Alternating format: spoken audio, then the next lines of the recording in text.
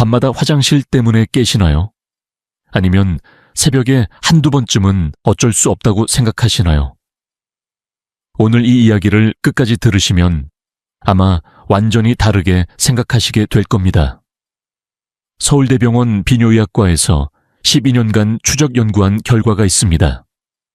밤에 2번 이상 깨는 사람은 그렇지 않은 사람보다 심혈관 질환 위험이 2~4배 높았습니다. 단순히 잠을 못 자는 문제가 아닙니다. 그런데요, 더 놀라운 사실이 있습니다. 이 연구에 참여한 사람들 중 87%는 신장도 정상이고 방광도 정상이었습니다. 검사 결과는 모두 깨끗했는데 왜 밤마다 깨어났을까요? 손주들과 놀아줄 체력도 없이 낮에 피곤해 하시는 분들, 자식들에게 짐이 될까봐 걱정하시는 분들, 이분들 대부분이 바로 이 문제 때문이었습니다. 저도 처음엔 이해가 안 됐습니다. 30년 넘게 환자를 보면서 저는 늘 생각했습니다. 검사가 정상이면 괜찮은 거 아닌가? 그런데 아니었습니다. 오늘 저는 왜 검사 결과가 정상인데도 밤마다 화장실에 가야 하는지 그 진짜 이유를 말씀드리겠습니다.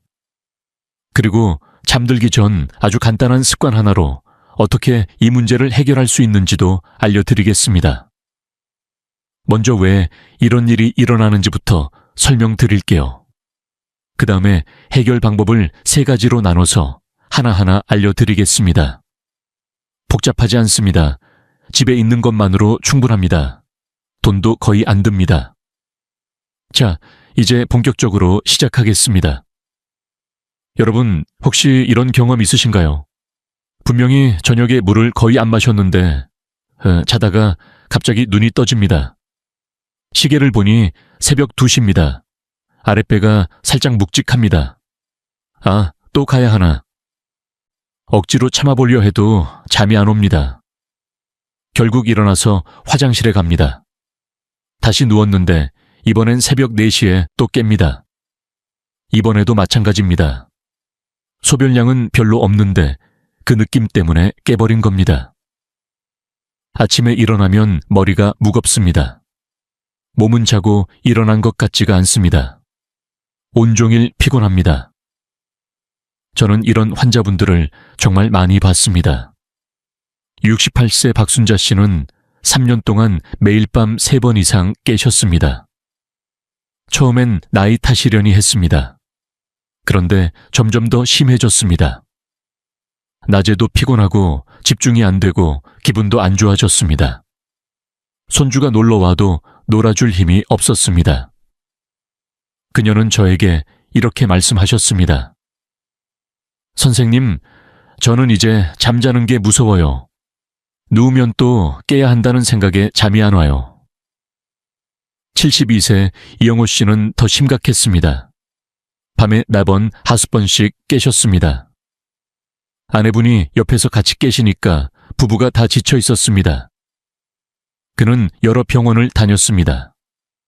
신장검사, 방광검사, 전립선 검사, 소변 검사. 결과는 다 정상이었습니다. 의사들은 말했습니다. 특별히 이상 없으세요. 나이 드시면 좀 그럴 수 있어요. 그런데 정말 그럴까요? 나이가 들면 밤에 여러 번 깨는 게 당연한 걸까요? 아닙니다. 제가 30년 넘게 환자를 보면서 깨달은 사실이 있습니다. 밤에 자주 깨는 것은 나이 때문이 아닙니다. 몸 안에서 조용히 진행되고 있는 불균형 때문입니다. 그 불균형이 뭔지 지금부터 설명드리겠습니다. 우리 몸에는 아주 작은 혈관들이 있습니다. 모세혈관이라고 합니다. 이 혈관들은 머리카락보다 가늘어요. 눈에 보이지도 않습니다. 그런데 이 작은 혈관들이 하는 일이 엄청납니다. 온몸 구석구석에 산소와 영양을 전달합니다. 방광도 마찬가지입니다. 방광벽에도 이 작은 혈관들이 빽빽하게 있습니다. 문제는 이 혈관들이 염증에 매우 약하다는 겁니다. 여러분, 염증이라고 하면 뭐가 떠오르세요? 아마 빨갛게 붓고 아프고 열나는 것을 생각하실 겁니다. 그런데 그건 급성염증입니다. 제가 말씀드리는 건 만성염증입니다. 저등급 만성염증이라고 합니다. 이건 아프지도 않고 붓지도 않고 나 열도 안 납니다. 느낌이 전혀 없습니다. 그런데 이 조용한 염증이 우리 몸 안에서 천천히 문제를 일으킵니다. 특히 작은 혈관들의 기능을 떨어뜨립니다. 세브란스 병원 연구팀이 2019년에 발표한 연구가 있습니다. 야간요 환자 1200명을 분석한 결과 78%에서 미세혈관 염증 지표가 정상보다 높았습니다. 신장도 정상이고 방광도 정상인데 왜 밤에 자주 깨는지 그 이유가 여기 있었습니다. 잠깐 좀 더 쉽게 설명드릴게요. 우리 몸의 혈관을 집 안의 수도관이라고 생각해 보세요. 큰 수도관은 메인 파이프입니다. 작은 모세혈관은 각 방으로 가는 파이프입니다. 이 가는 파이프에 녹이 슬기 시작하면 어떻게 될까요? 물이 잘 안 흐릅니다. 각 방의 물 공급이 불안정해집니다. 우리 몸도 마찬가지입니다. 모세혈관에 염증이 생기면 혈류가 원활하지 않습니다. 방광 주변 신경에 산소와 영양 공급이 줄어듭니다. 신경이 충분한 영양을 못 받으면 어떻게 될까요? 과민해집니다. 아주 작은 자극에도 과도하게 반응합니다. 그래서 낮에는 괜찮던 소변량이 밤에는 문제가 됩니다. 낮에는 그 정도 양으로 화장실에 갈 필요가 없는데 밤에는 그 작은 양만으로도 뇌에 신호가 갑니다. 일어나! 화장실 가야 해! 이게 바로 검사 결과는 정상인데 밤에 자주 깨는 이유입니다. 여기서 한 가지 더 말씀드려야 할 게 있습니다. 많은 분들이 이렇게 생각하십니다. 밤에 화장실 가기 싫으니까 저녁에 물을 안 마셔야지. 이해합니다. 저도 그렇게 생각했던 적이 있습니다. 논리적으로 맞는 것 같잖아요. 물을 적게 마시면 소변도 적게 나온다. 그런데요, 우리 몸은 그렇게 단순하지 않습니다. 오히려 반대입니다. 물을 너무 적게 마시면 혈액이 농축됩니다. 진해진다는 뜻입니다. 혈액이 진해지면 몸은 이걸 위험 신호로 받아들입니다. 왜냐하면 진한 혈액은 심장에 부담을 주고 혈관벽을 손상시키고 혈전이 생길 위험을 높이기 때문입니다. 그래서 몸은 어떻게 반응할까요? 이 농축된 상태를 희석시키려고 합니다. 신장이 물을 배출하기 시작합니다. 혈액을 묽게 만들려고요. 결과가 뭘까요? 물을 안 마셨는데 오히려 소변이 더 자주 마렵습니다. 이걸 삼투압 조절이라고 합니다. 우리 몸은 항상 일정한 농도를 유지하려고 합니다. 너무 진해지면 물을 빼고 너무 묽어지면 물을 저장합니다. 그래서 저녁에 물을 참으면 참을수록 밤에 더 자주 깨게 됩니다. 많은 분들이 예상하지 못하는 사실입니다. 제가 아까 말씀드린 박순자 씨 기억하시죠? 3년 동안 밤에 3번 이상 깨셨던 분이요. 그녀의 생활 습관을 자세히 물어봤습니다. 저녁 6시 이후로는 물을 거의 안 드셨습니다. 국물도 안 드시고 과일도 피하셨습니다. 모두 화장실 때문이었습니다. 그런데 이게 오히려 문제를 악화시키고 있었습니다. 물만 문제가 아닙니다. 소금도 마찬가지입니다. 요즘 많은 분들이 저염식을 하십니다. 소금이 혈압에 안 좋다고 하니까요. 맞는 말입니다. 과도한 소금은 문제가 됩니다. 그런데 너무 적어도 문제입니다. 체내 나트륨이 부족하면 물이 혈관 안에 제대로 머물지 못합니다. 물이 혈관 밖으로 새어나갑니다. 그래서 낮에는 다리가 붓습니다. 그런데 밤에 누우면요. 낮 동안 조직에 고여있던 물이 다시 혈관으로 돌아옵니다. 신장은 이 갑자기 늘어난 체액을 처리해야 합니다. 결과는 또 화장실입니다. 이영호 씨가 정확히 이 경우였습니다. 그는 심혈관 건강을 위해 아주 싱겁게 드셨습니다. 거의 간을 안 하셨어요.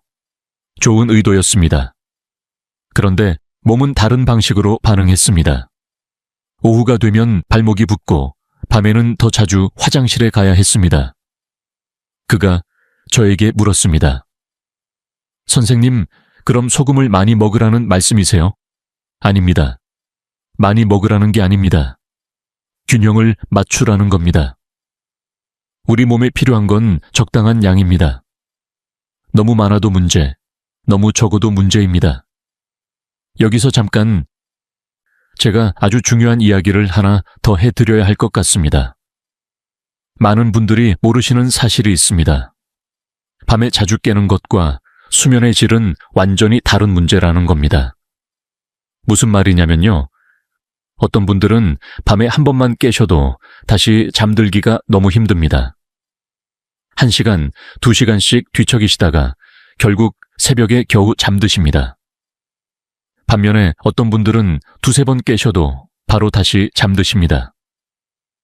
전체 수면 시간은 비슷합니다. 문제는 전자의 경우입니다. 깨는 횟수보다 다시 잠들기 힘든 게 더 큰 문제입니다. 이런 분들은 대부분 자율신경계가 불안정합니다. 한번 깨면 교감신경이 확 올라갑니다.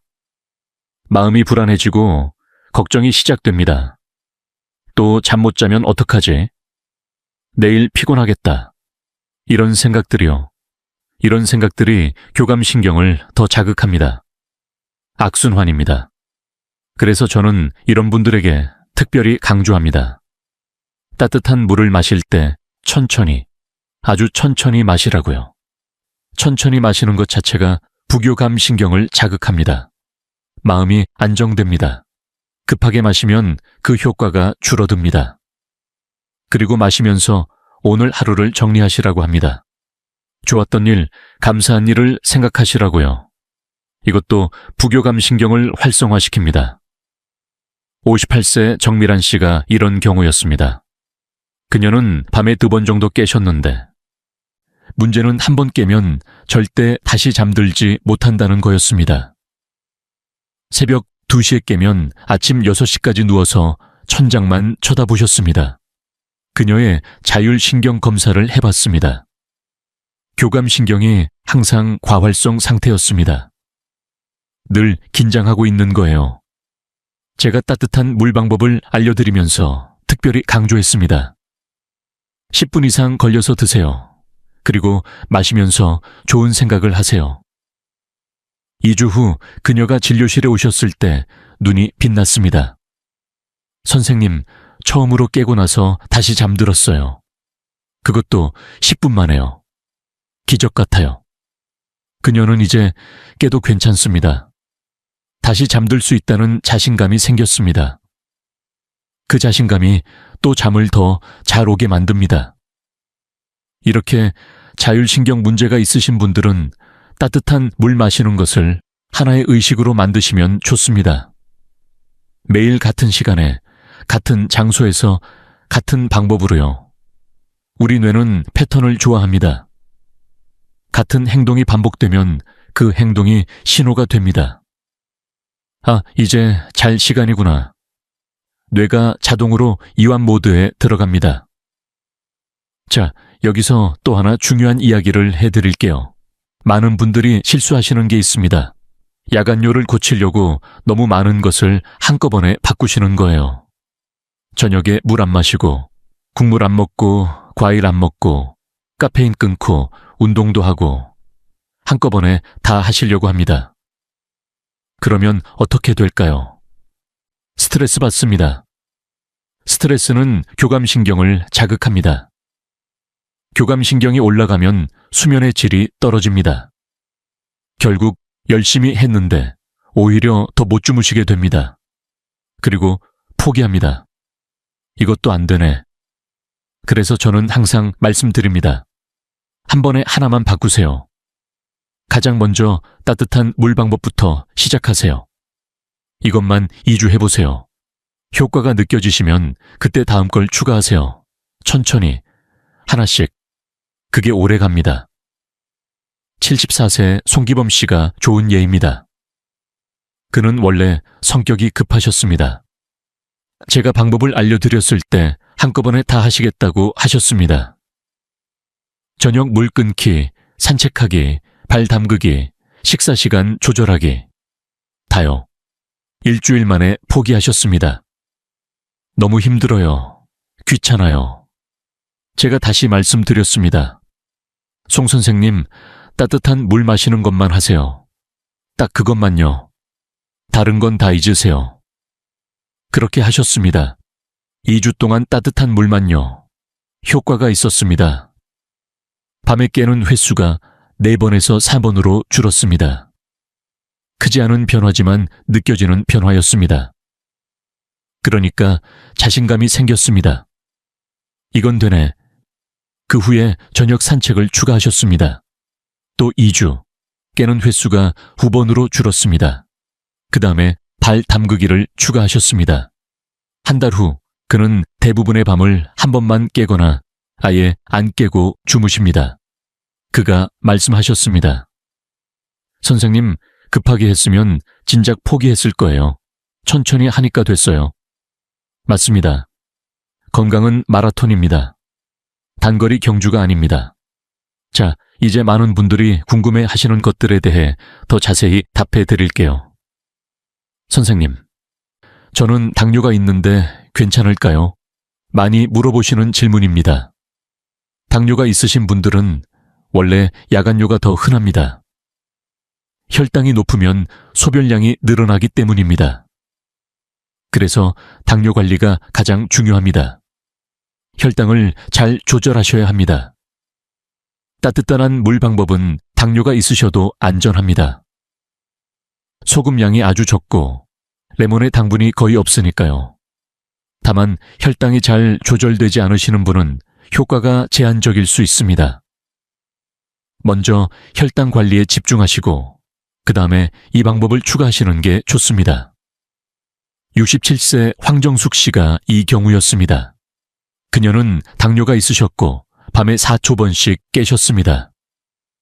제가 따뜻한 물 방법을 알려드렸지만 처음 2주는 큰 변화가 없었습니다. 그래서 혈당 관리부터 다시 점검했습니다. 식단을 조절하고 약 복용을 더 철저히 하셨습니다. 한 달 후 공복 혈당이 안정되기 시작했습니다. 그러자 야간 배뇨 횟수도 줄기 시작했습니다. 3개월 후 그녀는 밤에 5번 정도만 깨십니다. 완전히 없어지진 않았지만 확실히 나아졌어요. 살 것 같아요. 선생님, 전립선이 좀 크다는데요. 이것도 효과 있을까요? 남성분들이 많이 물어보십니다. 전립선 비대가 있으시면 야간뇨의 원인이 복합적입니다. 전립선이 요도를 압박해서 소변이 잘 안 나오고 방광이 완전히 비워지지 않으니까요. 이런 경우는 비뇨기과 치료가 기본입니다. 약물 치료나 경우에 따라 시술이 필요할 수 있습니다. 하지만 따뜻한 물 방법을 함께 하시면 도움이 됩니다. 전립선 치료로 물리적인 문제를 해결하고 이 방법으로 순환과 신경 문제를 개선하시는 거죠. 71세 김동수 씨가 이 경우였습니다. 그는 전립선 비대로 약을 드시고 계셨습니다. 그런데도 밤에 3, 4번 깨셨습니다. 비뇨기과 선생님이 약으로는 이 정도가 한계예요 하셨습니다. 제가 따뜻한 물 방법을 추가로 알려드렸습니다. 한 달 후 깨는 횟수가 2번으로 줄었습니다. 선생님, 약만 먹을 때보다 확실히 나아요. 둘 다 하니까 시너지가 나는 것 같아요. 선생님, 잠들기 전에 약을 먹어야 하는데 물이랑 같이 먹어도 되나요? 좋은 질문입니다. 네, 괜찮습니다. 약을 드실 때 따뜻한 물에 소금, 레몬 넣은 것으로 드셔도 됩니다. 다만 일부 약은 레몬과 상호작용할 수 있습니다. 특히 고혈압약 중 일부요. 확실하지 않으시면 약사님이나 의사 선생님께 먼저 여쭤보시는 게 좋습니다. 선생님, 레몬이 위에 안 좋지 않나요? 위산 역류가 있어서요. 레몬은 산성이지만 체내에 들어가면 알칼리성으로 변합니다. 그래서 대부분의 경우 위에 부담이 크지 않습니다. 하지만 위산 역류가 심하신 분, 윅외양이 있으신 분은 조심하셔야 합니다. 레몬을 빼시거나 아주 적은 양만 넣으세요. 또는 레몬 대신 오이 한 조각을 넣으셔도 됩니다. 오이에도 칼륨과 항산화 물질이 있습니다. 맛이 더 부드럽고요. 62세 이선희 씨가 위산 역류가 있으셨습니다. 레몬을 넣으면 속이 쓰리다고 하셨습니다. 오이로 바꾸셨습니다. 효과는 비슷했고 속도 편하셨습니다. 선생님, 정말 효과가 있는 건가요? 과학적 근거가 있나요? 솔직히 말씀드리겠습니다. 따뜻한 물에 소금, 레몬을 넣어 마시는 것에 대한 대규모 임상시험은 아직 없습니다. 야간요 치료제로 공식 인정된 것도 아닙니다. 하지만 각 성분의 효과는 과학적으로 잘 알려져 있습니다. 따뜻한 물이 혈관을 이완시킨다는 것, 적절한 나트륨이 체액 균형에 필수라는 것, 시트레이트가 염증에 도움이 된다는 것, 이런 것들은 수많은 연구로 입증되어 있습니다. 제가 이 방법을 권하는 이유는 3가지입니다. 첫째, 안전합니다. 부작용이 거의 없습니다. 둘째, 비용이 안 듭니다. 특별한 것을 살 필요가 없습니다. 셋째, 제 환자들 중 많은 분들이 효과를 보셨습니다. 임상시험은 아니지만 실제 경험입니다. 물론 모든 분에게 효과가 있는 건 아닙니다. 어떤 분들은 별 차이를 못 느끼십니다. 그럴 수 있습니다. 하지만 시도해볼 가치는 있다고 생각합니다. 해봐야 손해볼 게 없으니까요. 자, 여기서 한 가지 더 말씀드리고 싶은 게 있습니다. 야간요로 고생하시는 분들 중에 정신적으로 힘들어하시는 분들이 많습니다. 잠을 못 자니까 우울해지고 짜증이 나고 삶의 질이 떨어집니다. 사회활동도 줄어듭니다. 밤에 못 자니까 낮에 졸려서 나가기 싫어요. 특히 혼자 사시는 분들은 더 힘듭니다. 밤에 깨면 외롭습니다. 새벽에 혼자 화장실 가는 게 서럽습니다. 이런 분들에게 저는 말씀드립니다. 혼자가 아닙니다. 같은 고민을 가진 분들이 아주 많습니다. 나이 드신 분들의 60, 70%가 비슷한 경험을 합니다. 그리고 해결 방법이 있다는 것을 알려드립니다. 오늘 제가 말씀드린 것처럼요. 완전히 없앨 수는 없을지 몰라도 분명히 나아질 수 있습니다. 77세 최영자 씨의 이야기를 해드릴게요. 그녀는 5년 전 남편을 잃으시고 혼자 사셨습니다. 밤마다 3, 4번 깨셨고 깰 때마다 외로움에 눈물이 났다고 합니다. 선생님, 밤이 무서워요. 잠드는 것도 무섭고 깨는 것도 무서워요. 제가 따뜻한 물 방법을 알려드리면서 말씀드렸습니다. 선생님, 이걸 하나의 작은 의식으로 만들어 보세요. 물을 마시면서 좋았던 추억을 떠올려 보세요. 남편분과의 행복했던 시간들요. 그 시간을 기억하면서 천천히 마시세요. 한 달 후 그녀가 오셨을 때 표정이 달랐습니다. 선생님, 물 마시는 시간이 기다려져요. 그 시간에 남편 생각을 해요. 슬프지만 따뜻해요. 그리고 잠도 더 잘 와요. 그녀의 야간 배뇨 횟수는 2번으로 줄었습니다. 하지만 더 중요한 건 밤에 대한 두려움이 줄었다는 겁니다. 이게 바로 제가 이 방법을 좋아하는 이유입니다. 단순히 화장실 가는 횟수를 줄이는 게 아닙니다.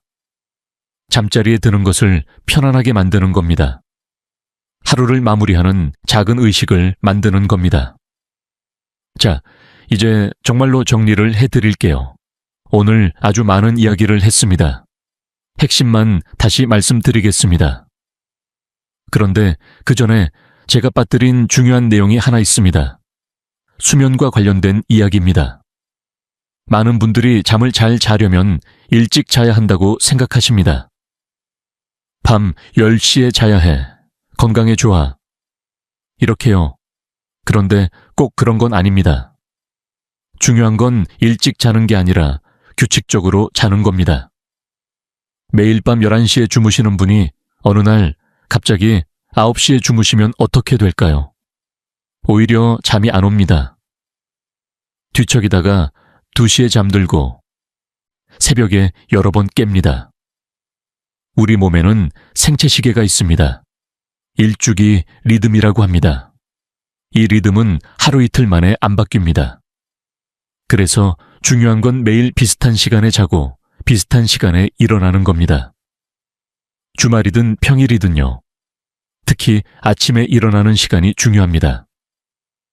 햇빛을 보는 시간이 생체시계를 맞춰주기 때문입니다. 아침에 일어나면 가능하면 바로 커튼을 열으세요. 밝은 빛이 눈에 들어오면 뇌가 알아챕니다. 아, 아침이구나. 그러면 그 시점부터 약 14.16시간 후에 멜라토닌이 나오기 시작합니다. 잠이 오는 겁니다. 반대로 아침에 어둡게 지내시면 생체시계가 뒤로 밀립니다. 저녁에 잠이 안 오고 밤중에 자주 깨게 됩니다. 66세 박영철 씨가 이런 경우였습니다. 그는 퇴직 후로 특별히 일어날 이유가 없어서 늦잠을 주무셨습니다. 어떤 날은 8시에, 어떤 날은 10시에, 어떤 날은 낮 12시에 일어나셨습니다. 그러다 보니 밤에 잠이 안 왔습니다. 새벽 2시, 3시에야 겨우 잠드셨습니다. 그리고 밤새 여러 번 깨셨습니다. 제가 말씀드렸습니다. 선생님, 매일 아침 7시에 일어나세요. 주말에도요. 일어나면 바로 커튼 여세요. 처음엔 힘들어 하셨습니다.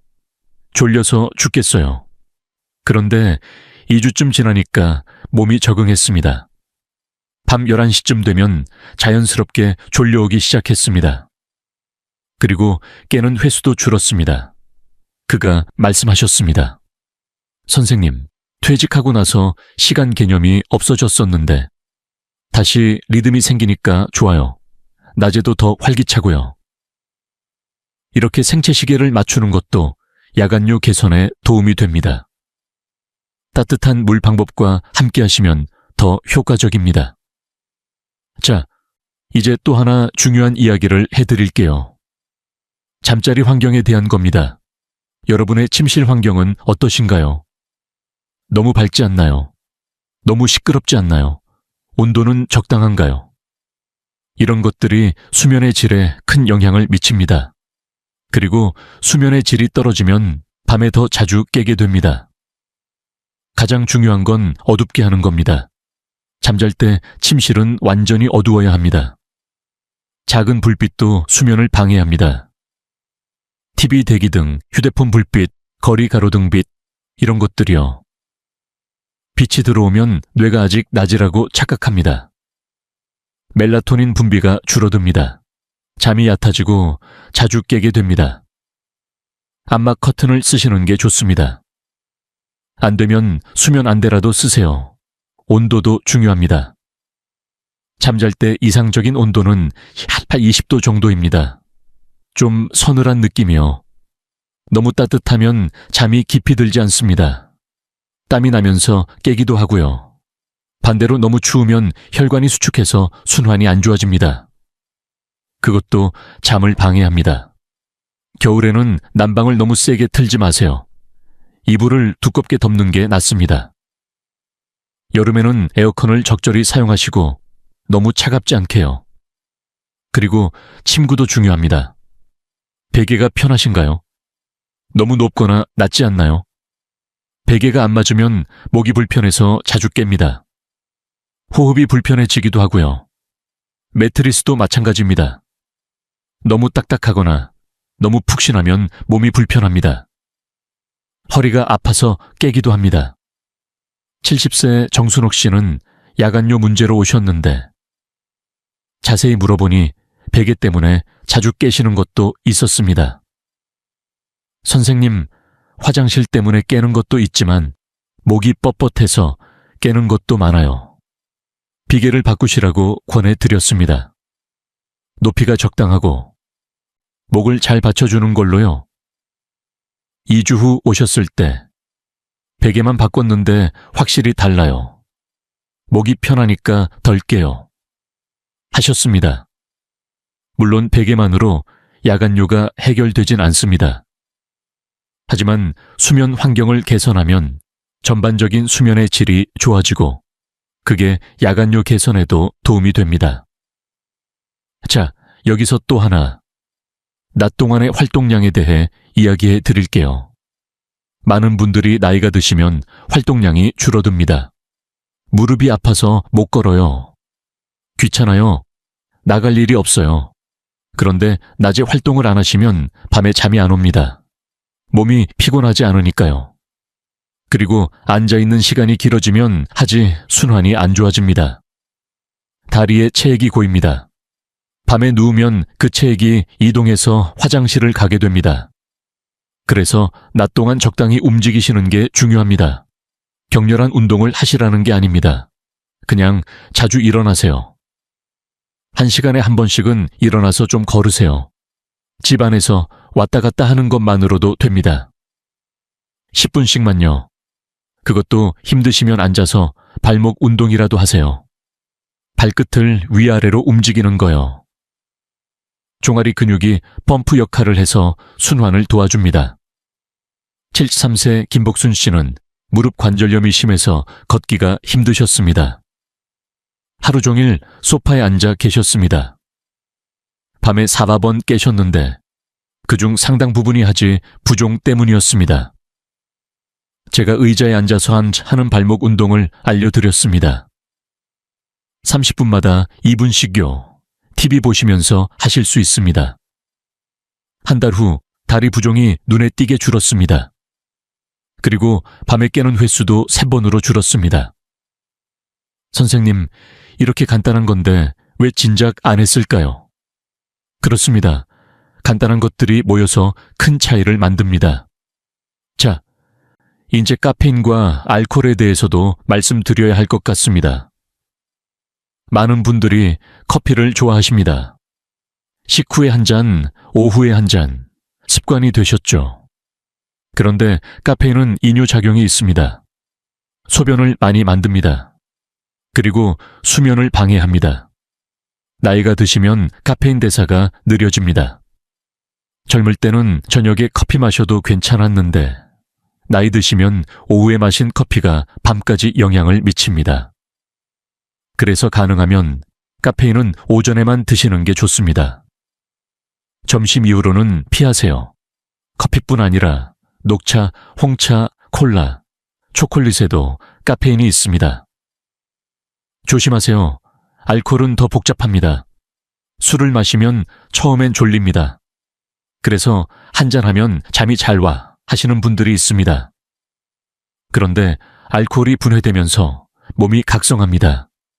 새벽에 깨게 됩니다. 수면의 질이 아주 나빠집니다. 그리고 알코올도 이뇨작용이 있습니다. 밤에 화장실을 더 자주 가게 됩니다. 저녁에 술 드시는 습관이 있으시면 줄이시는 게 좋습니다. 적어도 잠들기 3-4시간 전에는 마지막 잔을 끝내세요. 64세 이상호 씨는 매일 저녁 소주 한 잔을 드시는 습관이 있었습니다. 하루 일과 끝내고 한 잔 하면 기분이 좋아요. 그런데 밤에 3-4번 깨셨습니다. 술 때문일 수도 있어요. 말씀드렸더니 처음엔 믿지 않으셨습니다. 한 잔밖에 안 마시는데요. 그래도 일주일만 끊어보시라고 했습니다. 일주일 후 오셨을 때 놀라셨습니다. 선생님, 진짜 달라요. 2번만 깼어요. 술이 이렇게 영향이 컸나요? 그렇습니다.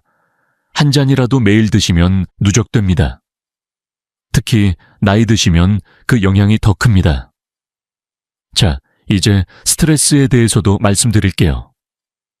스트레스가 야간요와 무슨 관련이 있냐고요? 아주 큰 관련이 있습니다.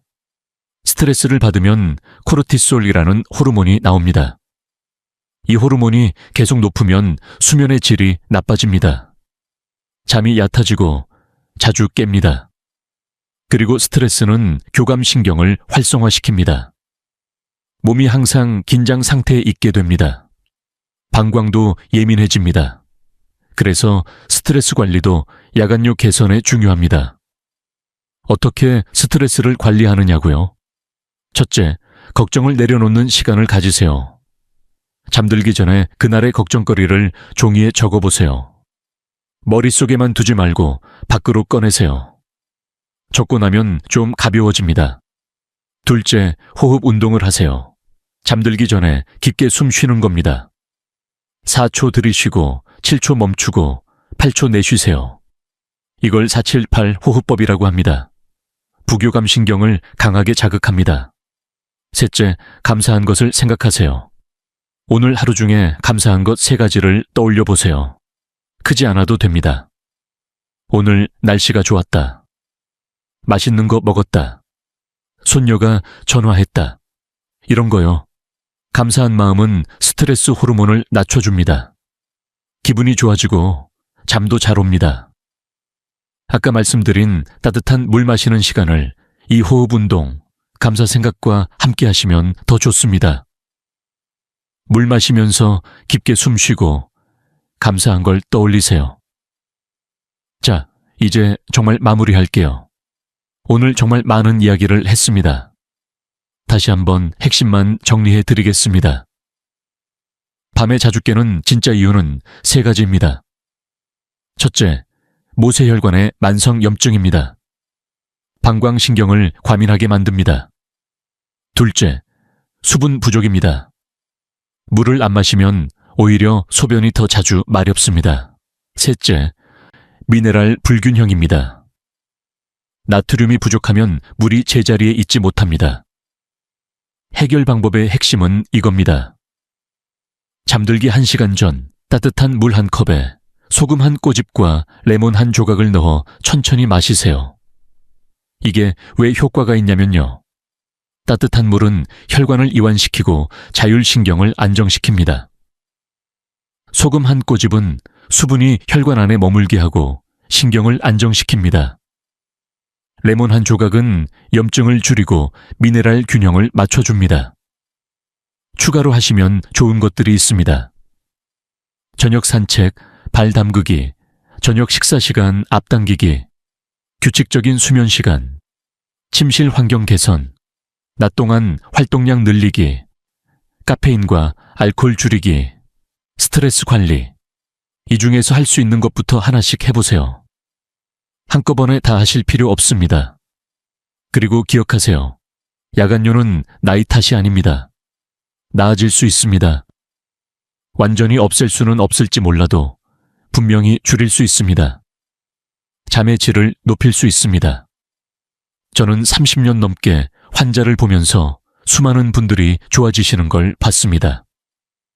여러분도 좋아지실 수 있습니다. 오늘 밤부터 시작해보세요. 따뜻한 물 준비하시고 소금 한 꼬집 넣으시고 레몬 한 조각 띄우세요. 천천히 마시면서 오늘 하루를 정리하세요. 좋았던 일, 감사한 일을 생각하세요. 그리고 편안하게 잠자리에 드세요. 며칠은 변화가 없을 수도 있습니다. 괜찮습니다. 포기하지 마세요. 2주 정도 꾸준히 하시면 분명히 달라지실 겁니다. 아침에 눈을 떴을 때 머리가 맑고 몸이 가벼운 느낌, 그 느낌을 다시 찾으실 수 있습니다. 밤이 더 이상 두렵지 않게 될 겁니다. 저는 여러분 모두가 깊은 잠, 편안한 밤을 되찾으시길 진심으로 바랍니다. 이 이야기가 도움이 되셨다면 댓글에 여러분의 경험을 남겨주세요. 해봐야겠다. 나도 같은 고민이 있다. 이런 이야기들이요. 서로에게 힘이 됩니다. 그리고 주변에 밤에 자주 깨시는 분이 계시다면 이 영상을 공유해 주세요. 누군가에겐 정말 필요한 정보일 수 있습니다. 우리 부모님, 친척 어르신, 이웃 어르신께 알려드리세요. 좋아요와 구독도 부탁드립니다. 더 좋은 건강 정보로 찾아뵙겠습니다. 여러분의 건강을 응원합니다. 건강하세요. 잘 주무세요. 가볍게 일어나세요. 감사합니다. 밤에 자주 깨는 진짜 이유는 세 가지입니다. 첫째, 모세혈관의 만성염증입니다. 이게 방광신경을 과민하게 만듭니다. 둘째, 수분 부족입니다. 물을 너무 안 마시면 오히려 소변이 더 자주 마렵습니다. 셋째, 미네랄 불균형입니다. 특히 나트륨이 부족하면 물이 제자리에 있지 못합니다. 이 세 가지가 복합적으로 작용해서 밤마다 여러분을 깨우는 겁니다. 그렇다면 어떻게 해야 할까요? 다행히 방법이 있습니다. 그리고 놀랍게도 아주 간단합니다. 제가 환자들에게 알려드리는 방법이 있습니다. 잠들기 1시간 전에 따뜻한 물 한 컵을 마시는 겁니다. 그런데 그냥 물이 아닙니다. 여기에 아주 작은 소금 한 꼬집과 레몬 한 조각을 넣습니다. 처음에 이 말을 들으면 대부분 이상하다는 표정을 지으십니다. 선생님, 자기 전에 물을 마시라고요? 그럼 더 자주 깨는 거 아니에요? 이해합니다. 상식과 반대되는 것처럼 들리니까요. 그런데 이게 왜 효과가 있는지 설명드리면 다들 고개를 끄덕이십니다. 하나씩 설명드릴게요. 먼저 따뜻한 물입니다. 따뜻한 물이 몸에 들어가면 혈관이 살짝 이완됩니다. 특히 모세혈관이요. 수축되어 있던 작은 혈관들이 열리면서 혈류가 좋아집니다. 이게 왜 중요할까요? 아까 말씀드렸죠. 모세혈관 염증이 방광신경을 과민하게 만든다고요. 그런데 혈류가 좋아지면 신경에 산소와 영양 공급이 늘어납니다. 신경이 안정됩니다. 과민 반응이 줄어듭니다. 또 하나 따뜻한 물은 자율신경계를 이완시킵니다. 우리 몸에는 교감신경과 부교감신경이 있습니다. 교감신경은 긴장, 부교감신경은 이완을 담당합니다. 잠을 잘 자려면 부교감신경이 우세해야 합니다. 따뜻한 물을 마시면 부교감신경이 활성화됩니다. 몸이 이완 모드로 들어갑니다. 마치 따뜻한 목욕을 하면 졸려지는 것과 같은 원리입니다. 그래서 물 온도가 중요합니다. 차가운 물은 오히려 혈관을 수축시킵니다. 교감신경을 자극합니다. 우리가 원하는 효과와 정반대입니다. 너무 뜨거운 물도 좋지 않습니다. 위를 자극해서 오히려 몸이 긴장합니다. 적당히 따뜻한 물, 손을 담갔을 때 편안한 정도의 온기가 가장 좋습니다. 다음은 소금입니다. 소금이요? 혈압에 안 좋지 않아요. 이 질문을 정말 많이 받습니다. 걱정되시는 거 이해합니다. 그런데 제가 말씀드리는 건 아주 작은 양입니다. 맛도 거의 느껴지지 않을 정도의 한 꼬집입니다. 티스푼 반도 안 됩니다. 이 정도 양은 혈압에 전혀 영향을 주지 않습니다. 고혈압 환자분들도 안전하게 드실 수 있습니다. 그럼 왜 넣는 걸까요? 아까 설명드렸죠. 물이 혈관 안에 머물려면 적절한 나트륨이 필요합니다. 나트륨이 물을 붙잡아주는 역할을 합니다. 자기 전에 소금을 아주 조금 섭취하면 밤새 혈관 내 수분이 안정적으로 유지됩니다. 물이 조직으로 새어나가지 않습니다. 혈액 농도가 급격히 변하지 않습니다. 그러면 신장이 갑자기 물을 배출할 필요가 없어집니다. 밤중에 화장실 갈 일이 줄어드는 겁니다. 또 하나 중요한 점이 있습니다. 나트륨은 신경 기능에도 필수적입니다. 나트륨이 부족하면 신경이 불안정해집니다. 과민해집니다. 적절한 나트륨은 신경을 안정시킵니다. 방광신경도 마찬가지입니다. 과민 반응이 줄어듭니다. 마지막으로 레몬입니다. 레몬 한 조각 혹은 레몬즙 몇 방울입니다.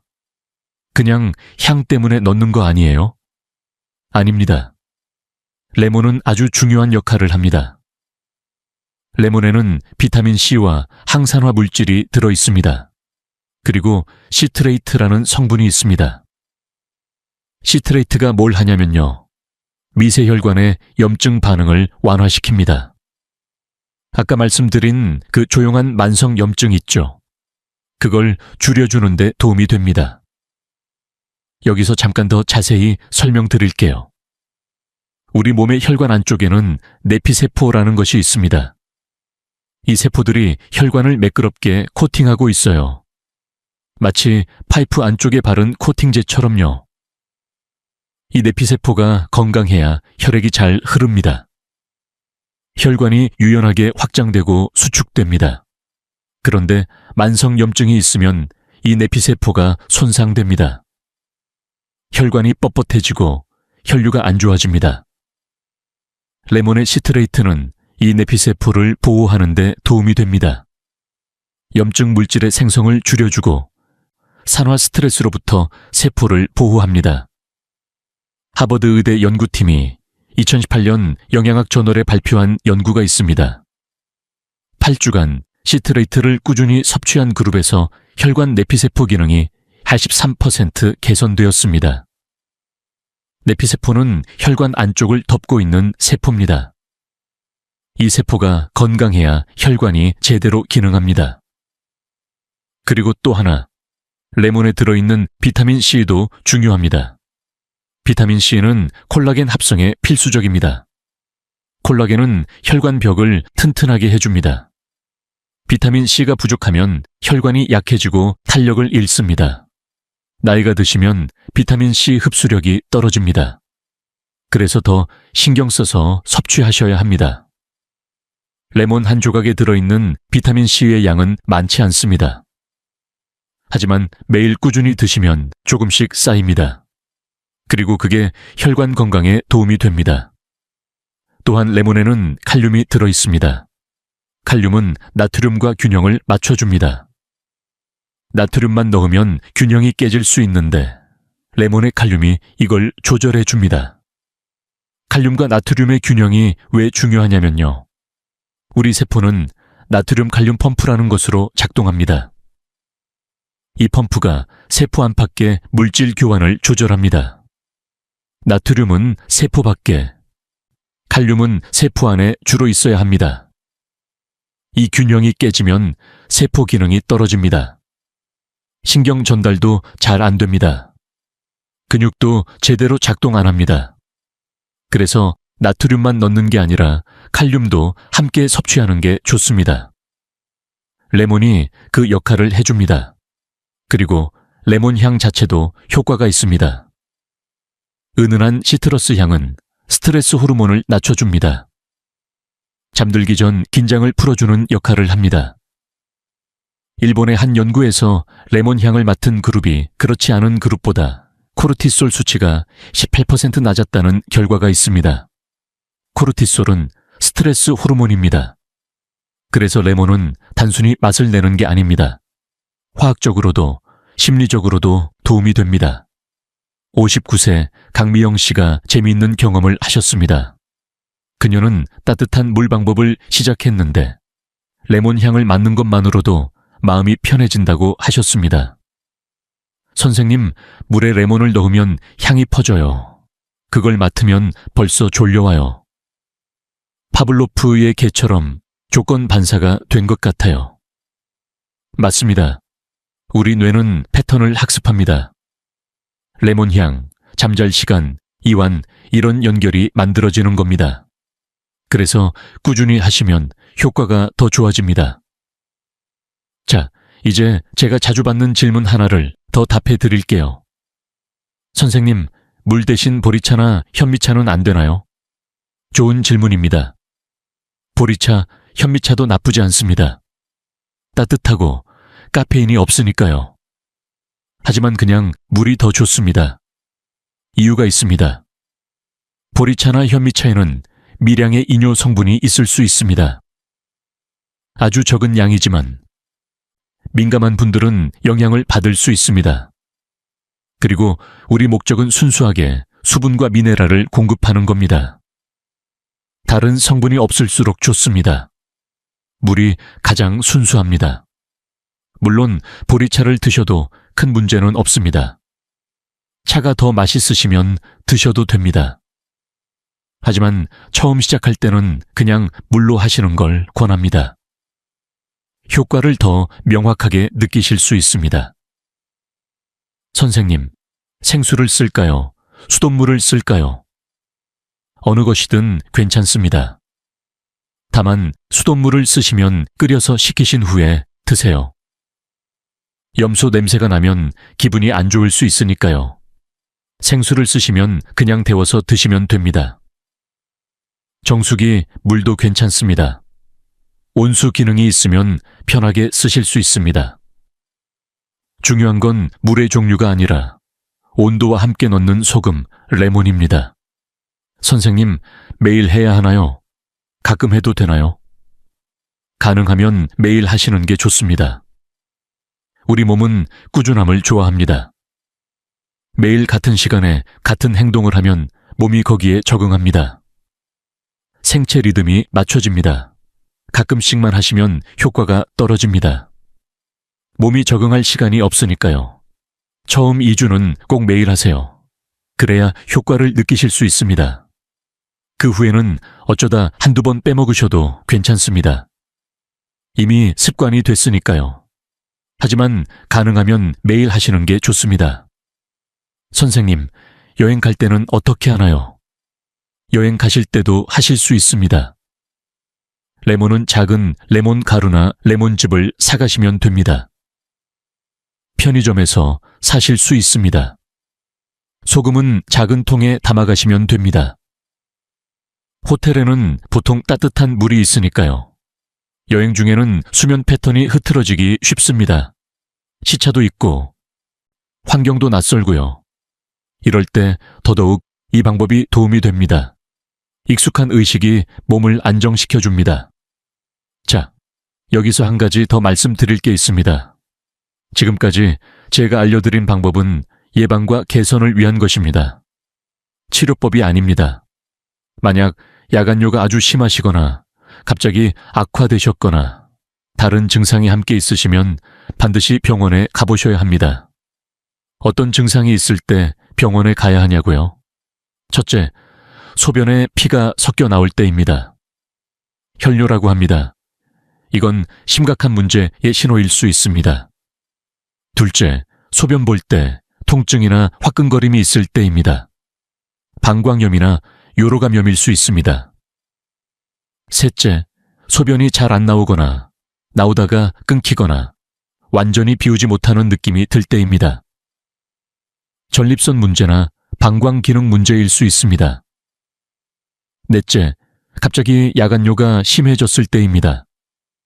이전에는 괜찮았는데 갑자기 밤에 많이 깨신다면 뭔가 새로운 문제가 생겼을 수 있습니다.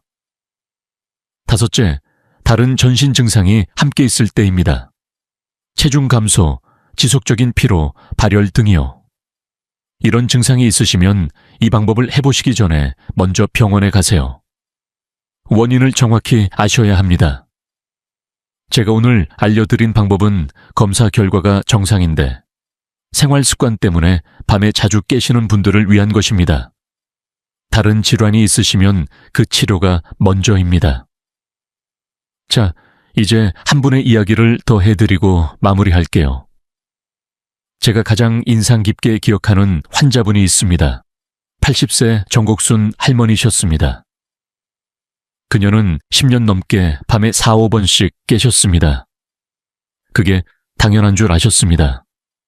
나이가 들면 다 그런 거 아니에요? 어쩔 수 없죠. 자녀분이 방황제로 병원에 데려오셨습니다. 검사 결과는 모두 정상이었습니다. 제가 이 방법을 알려드렸습니다. 할머니는 반신반의하셨습니다. 이게 되겠어요? 10년인데 그래도 해보시겠다고 하셨습니다. 손녀가 매일 저녁 물을 준비해 드렸습니다. 따뜻하게 데워서 소금 조금 넣고 레몬 한 조각 띄워서요. 첫 주는 변화가 없었습니다. 둘째 주도 비슷했습니다. 셋째 주에 작은 변화가 왔습니다. 5번에서 4번으로 줄었습니다. 한 달이 지나자 3번이 됐습니다. 2달이 지나자 2번이 됐습니다. 석 달 후 진료실에 오셨을 때 할머니의 얼굴이 환해지셨습니다. 선생님, 어젯밤에 한 번밖에 안 깼어요. 새벽 5시예요. 거의 아침이잖아요. 10년 만에 처음이에요. 그녀의 눈가에 눈물이 맺혔습니다. 이제 밤이 안 무서워요. 누우면 잠이 와요. 한 번만 깨니까 피곤하지도 않아요. 낮에 손녀랑 놀아줄 힘이 생겼어요. 그녀의 며느리도 말씀하셨습니다. 어머니가 완전히 달라지셨어요. 표정이 밝아지셨어요. 예전엔 항상 피곤해 하셨는데 지금은 활기차세요. 이게 제가 이 방법을 계속 권하는 이유입니다. 10년 된 문제도 나아질 수 있습니다. 80세에도 달라질 수 있습니다. 늦지 않았습니다. 물론 모든 분이 이렇게 극적으로 좋아지시는 건 아닙니다. 어떤 분은 조금만 나아지시고 어떤 분은 별 차이를 못 느끼시기도 합니다. 하지만 시도해볼 가치는 있습니다. 해봐야 손해볼 게 없으니까요. 돈도 안 들고 부작용도 없고 집에서 할 수 있습니다. 자, 정리해 드릴게요. 따뜻한 물은 혈관을 이완시키고 자율신경을 안정시킵니다. 소금 한 꼬집은 수분이 혈관 안에 머물게 도와주고 신경을 안정시킵니다. 레몬 한 조각은 염증을 줄이고 미네랄 균형을 맞춰줍니다. 이 세 가지가 합쳐지면 밤새 몸의 균형이 유지됩니다. 방광신경이 안정됩니다. 밤에 깨는 횟수가 줄어듭니다. 그렇다면 어떻게 마셔야 효과가 있을까요? 구체적인 방법을 알려드리겠습니다. 첫째, 시간입니다. 잠들기 약 1시간 전에 마시세요. 이 시간이 중요합니다. 왜 1시간이냐면요. 몸이 흡수하고 조절할 시간이 필요하기 때문입니다. 너무 직전에 마시면 몸이 적응할 시간이 없습니다. 오히려 방광에 부담이 갈 수 있습니다. 1시간 전에 마시면 잠들기 전까지 물이 흡수되고 분포되고 안정됩니다. 잠자리에 들 때쯤이면 몸이 균형 상태에 들어갑니다. 둘째, 양입니다. 한 컵 약 200ml 정도면 충분합니다. 종이컵 하나 분량입니다. 너무 많이 마실 필요 없습니다. 우리 목적은 수분을 왕창 공급하는 게 아닙니다. 몸의 균형을 맞춰주는 겁니다. 셋째, 온도입니다. 따뜻해야 합니다. 미지근한 정도요. 손을 담갔을 때 편안한 느낌이 드는 온도입니다. 차갑거나 뜨겁지 않게요. 넷째, 소금 양입니다. 정말 조금입니다. 엄지와 검지로 집을 수 있는 정도, 한 꼬집입니다. 맛을 보면 거의 느껴지지 않아야 합니다. 짜다고 느껴지면 너무 많은 겁니다. 다섯째, 레몬입니다. 얇게 자른 한 조각을 넣거나 레몬즙 3, 4방울 정도면 됩니다. 신맛이 강하게 나면 너무 많은 겁니다. 은은하게 느껴지는 정도가 좋습니다. 여섯째, 마시는 방법입니다. 천천히 마시세요. 한꺼번에 들이키지 마시고요. 왜냐하면 천천히 마셔봐야 몸이 조절할 시간이 생깁니다. 급하게 마시면 신장에 갑자기 부담이 갑니다. 효과가 떨어질 수 있습니다. 5분에서 10분 정도 걸려서 천천히 조금씩 마시세요. 이게 기본 방법입니다. 어렵지 않죠? 그런데 몇 가지 주의사항이 있습니다. 신부전이 있으신 분, 의사에게 수분 제한을 받으신 분은 반드시 전문가와 상의하세요. 이런 분들은 수분 섭취를 조심해야 합니다. 만성 신장병이 심하신 분도 마찬가지입니다. 칼륨 제한이 필요한 경우 레몬을 빼셔야 할 수도 있습니다. 하지만 대부분의 분들, 특히 생활 습관 때문에 밤에 자주 깨시는 분들은 안전하게 하실 수 있습니다.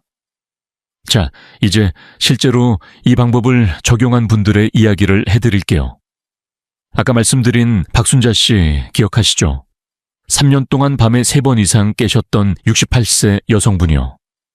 제가 이 방법을 설명드렸을 때 그녀도 처음엔 반신반의하셨습니다. 선생님, 자기 전에 물을 마시라니 그동안 일부러 안 마셨는데요. 이해합니다. 기존 생각과 완전히 반대니까요. 그래도 한번 해보시겠다고 하셨습니다. 첫 3일은 별 변화가 없었다고 합니다. 여전히 2, 3번 깨셨습니다. 그런데 일주일쯤 되니까 변화가 느껴지기 시작했습니다. 가장 먼저 달라진 건 손발이었습니다. 잠자리에 들 때 손발이 따뜻해졌습니다. 예전엔 항상 차가웠는데요. 그리고 잠드는 것도 더 쉬워졌습니다. 예전엔 누워서 30분, 1시간씩 뒤척였는데 이제는 10분 안에 잠이 왔습니다. 2주 후에 진료실에 오셨을 때 그녀의 표정이 확연히 달랐습니다. 선생님, 어젯밤에 한 번밖에 안 깼어요. 그것도 새벽 5시예요. 거의 6시간을 내리잤어요. 3년 만에 처음이에요. 그녀의 눈에 눈물이 고였습니다. 잠을 이렇게 푹 자본 게 너무 오랜만이에요. 아침에 일어나니까 머리가 맑아요. 몸도 가벼워요. 이제 손주들 유치원 데려다 줄 수 있을 것 같아요. 자식들한테 짐 안 되고 살 수 있겠어요. 한 달 후에는 대부분의 밤을 한 번만 깨거나 아예 안 깨고 주무셨습니다. 낮에 졸리던 것도 사라졌습니다. 기분도 훨씬 좋아지셨습니다. 또 다른 분, 72세 이영호 씨도 비슷한 경험을 하셨습니다. 그는 밤에 4번씩 깨셨던 분이었죠.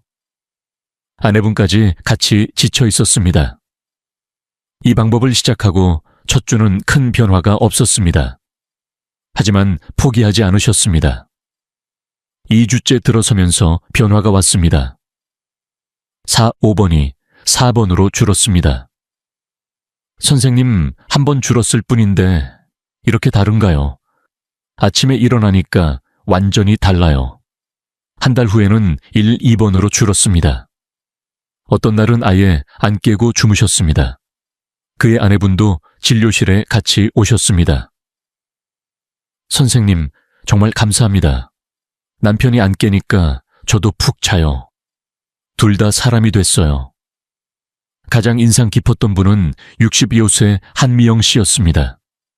그녀는 조금 다른 경우였습니다. 밤에 깨는 것도 문제였지만 새벽마다 다리에 쥐가 나서 깨는 것도 힘들어 하셨습니다. 선생님, 잠을 자다가 갑자기 종아리가 뭉쳐요. 너무 아파서 소리를 지르면서 깨요. 이것도 사실 비슷한 원인입니다. 순환 문제, 미네랄 불균형이 근육 경련을 일으킨 겁니다. 이 방법을 시작하고 일주일 만에 다리 쥐가 거의 사라졌습니다. 그리고 야간 배뇨 횟수도 4번에서 1번으로 줄었습니다. 선생님, 이게 뭐라고 이렇게 달라져요? 레몬 하나, 소금 조금인데 그녀가 가장 놀란 건 아침의 느낌이었습니다. 예전엔 아침에 일어나면 머리가 무겁고 온몸이 뻣뻣했어요. 지금은 가볍고 개운해요. 진짜 잠을 잔 느낌이에요. 이런 이야기를 들을 때마다 저는 다시 한번 확신합니다. 우리 몸은 정말 대단하다고요.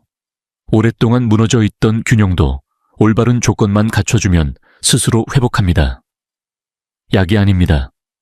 특별한 치료도 아닙니다. 그저 몸이 필요로 하는 것을 제때 공급해주는 것뿐입니다. 물론 모든 분이 똑같이 빠른 효과를 보시는 건 아닙니다. 어떤 분은 며칠 만에 느끼시고 어떤 분은 2, 3주 걸리십니다. 몸 상태가 다 다르니까요. 오래 누적된 불균형일수록 회복에 시간이 더 걸립니다. 중요한 건 꾸준함입니다. 하루 이틀 해보고 안 된다고 포기하시면 안 됩니다. 최소 2주는 해보셔야 합니다. 그리고 기대도 적절히 하셔야 합니다. 완전히 안 깨게 된다기보다는 깨는 횟수가 줄고 잠의 질이 좋아진다고 생각하시면 됩니다. 나이가 들면 한 번 정도 깨는 건 자연스러운 일입니다. 그러나 3번, 4번, 5번씩 깨는 건 문제입니다. 이걸 1번 혹은 0번으로 줄이는 게 목표입니다. 자, 여기서 자주 받는 질문들에 간단히 답해 드릴게요.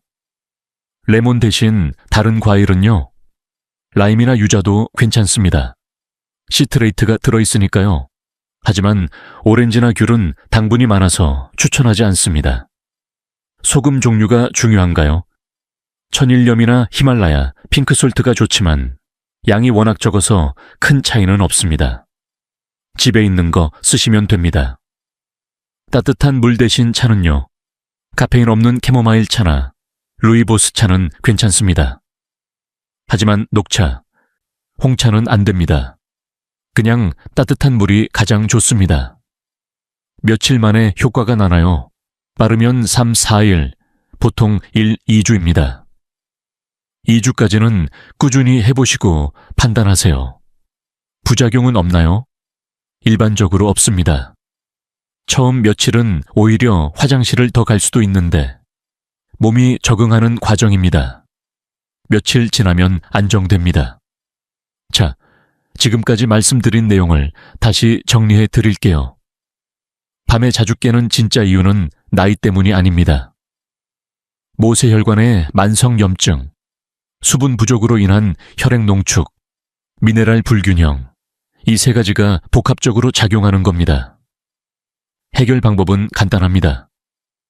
잠들기 1시간 전 따뜻한 물 한 컵에 소금 한 꼬집과 레몬 한 조각을 넣어 천천히 마시세요. 이게 왜 효과가 있냐면요. 따뜻한 물은 혈관을 이완시키고 자율신경을 안정시킵니다. 소금 한 꼬집은 수분이 혈관 안에 머물게 하고 신경을 안정시킵니다. 레몬 한 조각은 염증을 줄이고 미네랄 균형을 맞춰줍니다. 복잡하지 않습니다. 비싸지도 않습니다. 집에 있는 것만으로 충분합니다. 오늘부터 시작하실 수 있습니다. 저는 항상 환자들에게 말합니다. 우리 몸은 우리를 도우려고 합니다. 야간요는 벌이 아닙니다. 그건 몸이 보내는 신호입니다. 뭔가 균형이 안 맞다고 도와달라고 하는 거예요. 그 신호를 무시하지 마세요. 억지로 참지도 마세요.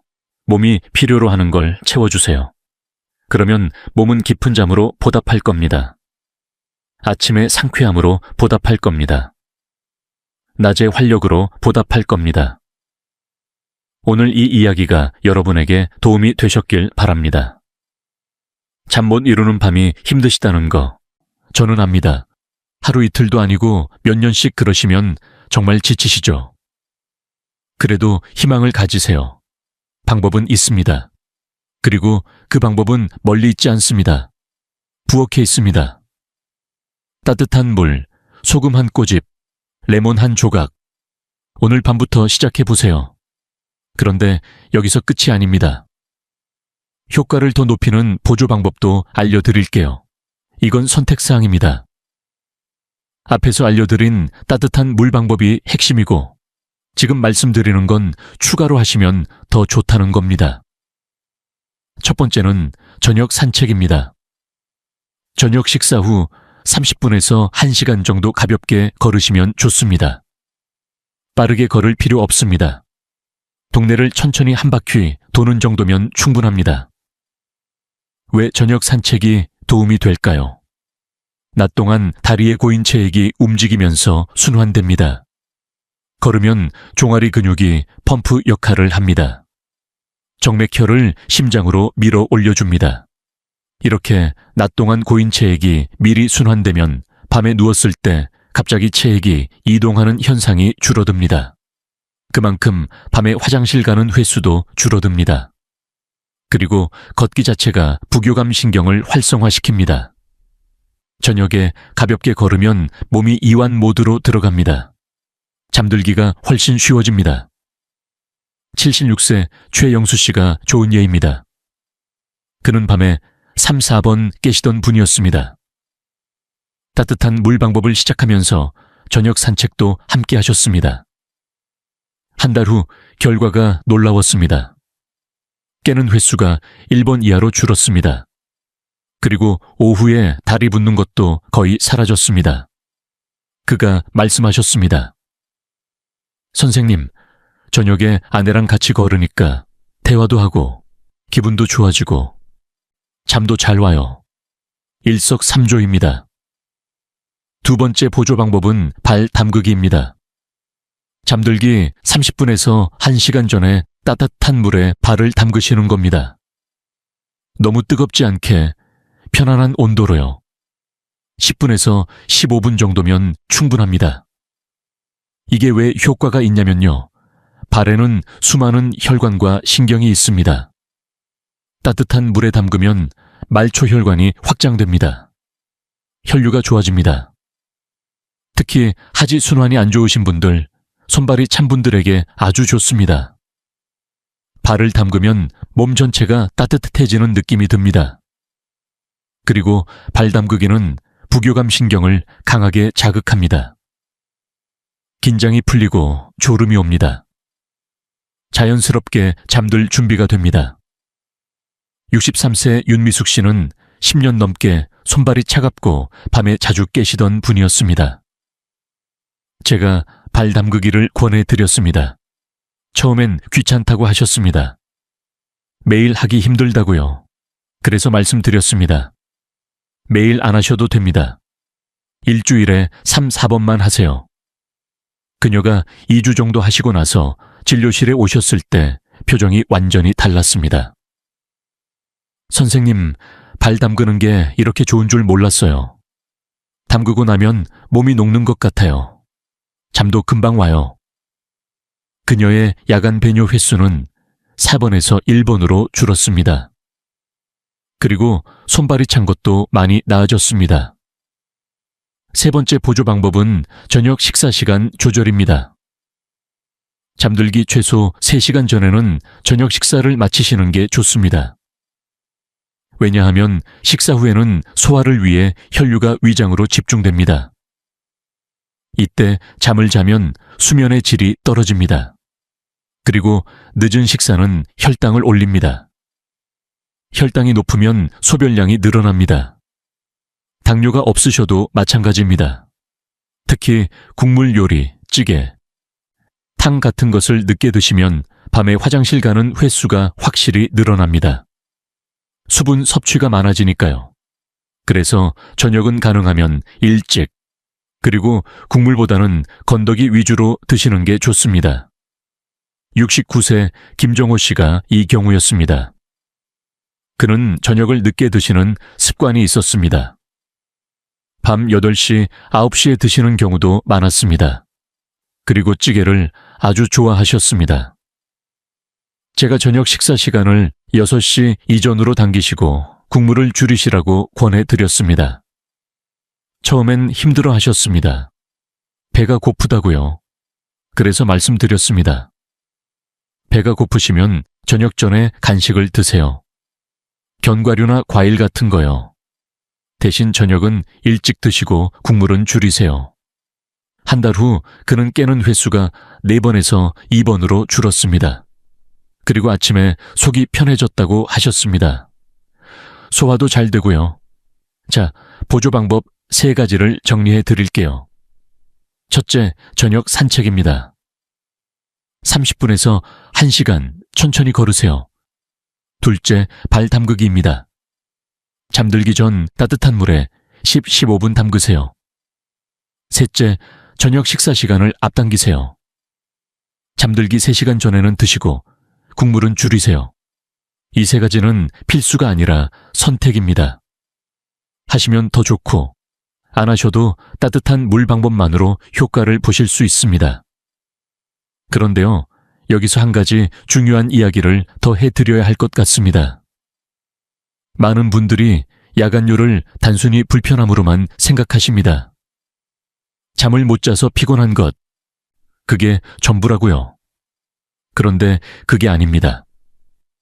야간뇨는 건강에 적신호일 수 있습니다. 서울 아산병원 연구에 따르면 야간뇨가 있는 사람은 그렇지 않은 사람보다 낙상 위험이 2.8배 높았습니다. 밤에 어두운 곳에서 화장실을 가다가 넘어지는 경우가 많기 때문입니다. 특히 60대 이상에서 낙상은 심각한 문제입니다. 고관절, 골절로 이어질 수 있습니다. 고관절 골절 후 1년 내 사망률은 10%가 넘습니다. 그리고 앞서 말씀드렸듯이 심혈관 질환 위험도 높아집니다. 2.4배요. 수면의 질이 나빠지면 혈압이 오르고 혈당 조절이 안 되고 염증 수치가 올라갑니다. 치매 위험도 높아진다는 연구가 있습니다. 깊은 잠을 못 자면 뇌에서 노폐물이 제대로 청소되지 않습니다. 아밀로이드 베타 같은 물질이 쌓입니다. 이게 치매의 원인 중 하나입니다. 그래서 야간요는 그냥 두시면 안 됩니다. 나이 들면 그런 거지 하고 넘기시면 안 됩니다. 적극적으로 관리하셔야 합니다. 오늘 알려드린 방법은 그 관리의 시작입니다. 따뜻한 물에 소금 한 꼬집, 레몬 한 조각. 간단하지만 효과는 큽니다. 그리고 만약 이 방법을 2, 3주 하셔도 전혀 나아지지 않으시면 병원에 가보시는 게 좋습니다. 다른 원인이 있을 수 있습니다. 전립선 문제, 방광기능 장애, 수면무호흡증, 당뇨, 심부전 이런 질환들이 야간요를 유발할 수 있습니다. 이런 경우는 전문적인 치료가 필요합니다. 하지만 대부분의 경우, 특히 검사 결과가 정상인데 밤에 자주 깨시는 분들은 오늘 알려드린 방법으로 충분히 좋아지실 수 있습니다. 자, 이제 정말 마지막입니다. 오늘 알려드린 내용을 처음부터 끝까지 다시 정리해 드릴게요. 밤에 자주 깨시는 이유 기억하시죠? 첫째, 모세혈관의 만성 염증입니다. 우리 몸에는 아주 작은 혈관들이 있습니다. 이 혈관들이 염증에 약해지면 방광 주변 신경에 영양 공급이 줄어듭니다. 신경이 과민해집니다. 작은 자극에도 뇌에 신호를 보냅니다. 일어나서 화장실 가. 둘째, 수분 부족입니다. 물을 너무 안 마시면 혈액이 농축됩니다. 몸은 이걸 위험하다고 판단합니다. 희석시키려고 소변을 늘립니다. 물을 안 마셨는데 오히려 화장실을 더 가게 됩니다.